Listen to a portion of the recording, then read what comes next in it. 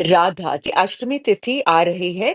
कृष्ण जन्माष्टमी को हम अपनी इच्छा व्यक्त करते हैं और उसको जो संपूर्ण करती हैं वो है हमारी श्री जी, हमारी राधा जी।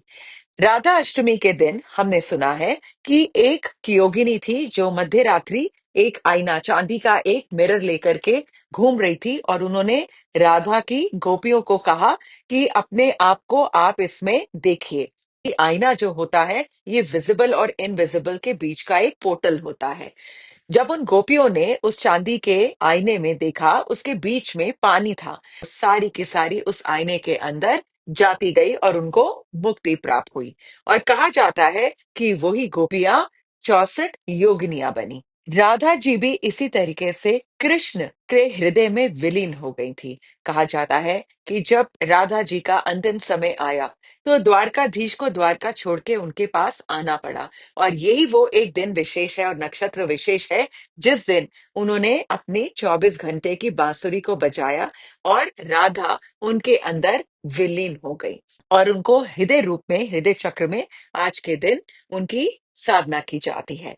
आज के दिन अगर आप मध्य रात्रि 9-10 बजे के बाद में अगर आप एक आईने के ऊपर थोड़ा सा पानी डालते हैं और उसके ऊपर देखते हैं, आप उसको गेज करते हैं और ह्रीम राधिकाय नमः का जाप करते हैं या ह्रीम क्लीम कृष्ण राधाय नमः का जाप करते हैं, आपकी थोड़ी देर गेजिंग के बाद आपका जो चेहरा है वो पानी और आईने की वजह से फैलता जाएगा, ग्लेयर होता जाएगा और इससे आप जब थोड़ी टाइम के बाद आपको ऐसा लगेगा जैसे कि आप उस मिरर के अंदर डिसॉल्व हो चुके हैं। तो आपकी एनर्जी की ट्रांसफॉर्मेशन नेक्स्ट लेवल पे होती है। आपका शुक्र प्रबल होता है। कृष्ण जब पैदा हुए थे, कृष्ण जन्माष्टमी होती है रोहिणी नक्षत्र और ये होता है अनुराधा नक्षत्र जो कि right opposite of Krishna ji का नक्षत्र होता है। अनुराधा नक्षत्र के अंदर मून का एक विशेष सिग्निफिकेंस होता है।